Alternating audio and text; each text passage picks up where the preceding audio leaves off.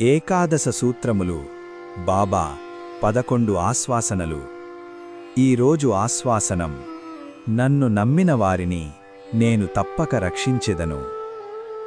సాయి భక్తులారా, స్మరణ కంటే గొప్పది నమ్మకం. నమ్మకమంటే సమస్యల మధ్యలో కూడా బాబా ఉన్నారని విశ్వసించడం.